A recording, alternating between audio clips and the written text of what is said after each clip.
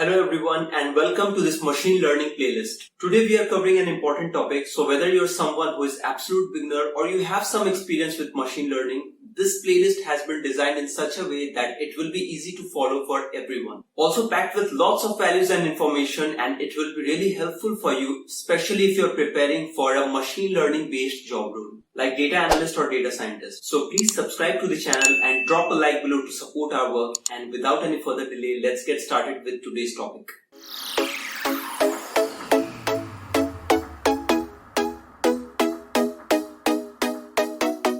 Hello everyone and welcome back to this machine learning playlist. Today's topic is going to be random forest. We will go ahead and explore this algorithm, its workflow, the entire end-to-end structure, how it works, and how it helps us to overcome the limitations of decision tree classifier. And as you can see these weird looking trees on the screen, it is denoting that it is really important to have a clear understanding on the decision tree algorithm before you understand the random forest algorithm. So in case you do not have your concepts clear around decision tree, or somehow you have missed the previous lecture, then I would suggest you watch that video first, the previous lecture on decision tree, where we have discussed in details that how decision tree classifier works, and then come back to this topic so that you can gain a clear understanding around this topic. So random forest is an algorithm that is widely used for classification and regression, both the problems. It helps us to overcome the limitations of decision tree algorithm. As you can see on your screen, lots of decision trees are being trained parallelly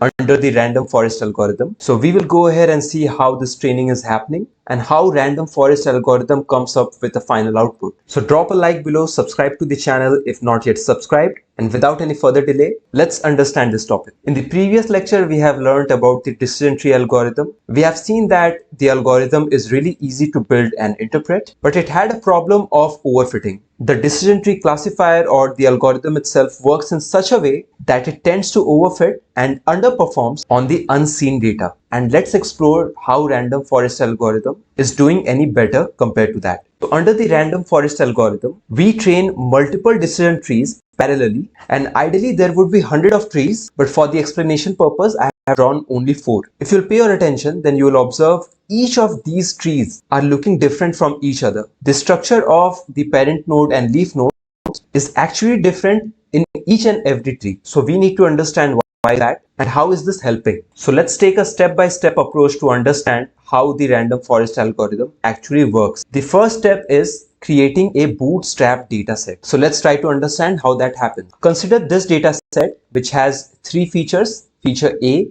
B, and C, and 1 target variable. If we are creating a bootstrap dataset out of this particular dataset, then it goes something like this. It will randomly select a record from the dataset. For example, let's say this particular record has been selected over here. Another record will be selected randomly. So let's say this time this one has been selected right here. Let's say again this time select this particular record, which gets placed right here. Since we are getting the records randomly out of the entire data set, so of course there is a possibility of any particular record being repeated. So this record with A1, B1 and C1 values has been repeated in the bootstrap dataset. And finally at the end, we selected this record randomly, which gets placed right here. And this will be the final bootstrap dataset that we are going to use. So I hope that you are clear so far. This was the first step for the training of a random forest algorithm, creating the bootstrap dataset out of your real dataset. Now let's explore the second step, which is create a decision tree using the bootstrap dataset with random subset of variables. So basically we are talking about training a decision tree like this from the bootstrap dataset that we have created, but we do it with random subset of variables. What I mean is, let's say we have 4 features, for example, F1, F2, F3 and F4. Then we are not going to use all of these features in order to train this particular decision tree. We will randomly choose only 2 or 3 of these features, that also with the help of Gini impurity or entropy. So let's say if we are using Gini impurity, then the best value that we will get out of these 4 features, any of 2 or 3 will be finally selected. So we are talking about the subset of the features. So this will be the second step of the random forest algorithm training, to use the subset of the features from the bootstrap dataset. Now, third step is to repeat the process of step 1 and step 2 for n number of times. And n is going to be the count of decision trees that we have selected for our random forest algorithm, which essentially means that for this tree as well, we will create a bootstrap dataset. Then we will pick a subset of variables. Same will be done for this. And then again, the same process will be repeated for this tree as well.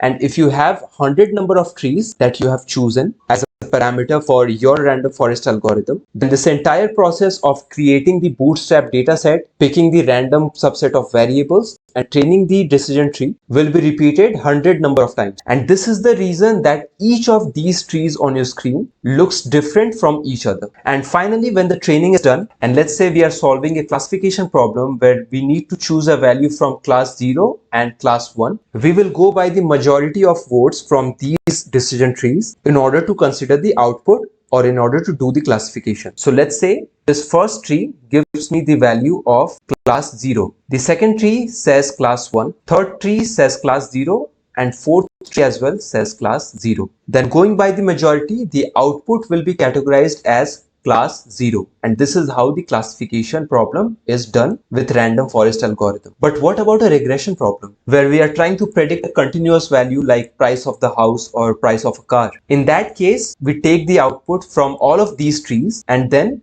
we do the average or we consider the mean value. And that will be the final output in case of a regression problem. So I hope your idea around this algorithm is clear so far. Pretty much straightforward. So you can understand this particular random forest algorithm is not solely relying on one decision tree in order to predict a value or do the classification. It is training hundreds of decision trees parallelly, each and every tree being trained by different subsets of variables. And when we consider the majority votes from the output of all the trees, then this algorithm as a whole works really well. So I hope that you were able to gain a step-by-step understanding on the workflow of this random forest algorithm. Now let's quickly discuss about the advantages of disadvantages for using this random forest algorithm. And actually it would be better that we discuss about the hyperparameters first before discussing the advantages or disadvantages, because hyperparameters for random forest is a really important topic from the interview perspective. So in case you're someone who is looking forward to crack a data science job role, this particular part is going to be very important. So first is n estimators, which is nothing but number of trees. By default, you can see the value is 100, but you can change it to 1500, whatever you want. You can select the criterion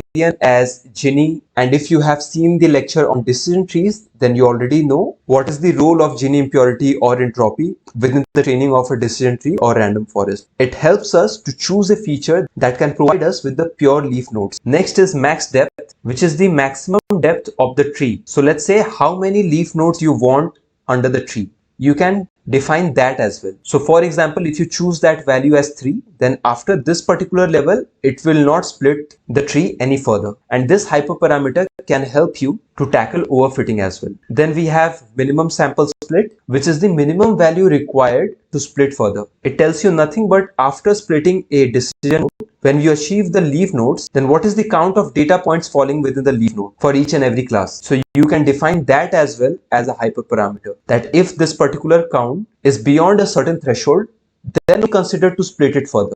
Otherwise, don't split it. Similarly, we have max features, which is the maximum number of features used by each tree that we have discussed earlier. After creating the bootstrap dataset, trees are not going to use all the features from that particular bootstrap dataset. It is going to choose only a subset of features in order to do the training. And that number of features can be defined over here. Next is bootstrap, which is random sample selection. And then we have max samples, which is the maximum of samples in each tree.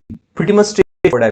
Talking about the advantages, the first would be it handles non-linear parameters very efficiently. The same thing that we discussed earlier in decision trees as well. It can be used for classification and regression both. It performs really well with categorical data, exactly the way decision tree does, and good at handling missing values. No feature scaling is needed. There is no concept of convergence, and the training as well is relatively very fast because it is not trying to converge to any global minima by using any optimizer like gradient gradient descent for training purpose and very stable when compared to decision trees because it is not relying on one particular tree. It considers the majority votes in order to come up with an output. Few disadvantages would be its complexity due to working with a lot of trees. Another would be it requires larger tree time compared to decision trees, but it still trains faster compared to other algorithms. But when we compare it particularly with decision tree, then it takes slightly longer in order to do the training, and it is computationally expensive. So if you are someone who is trying to train a decision tree algorithm or a decision tree model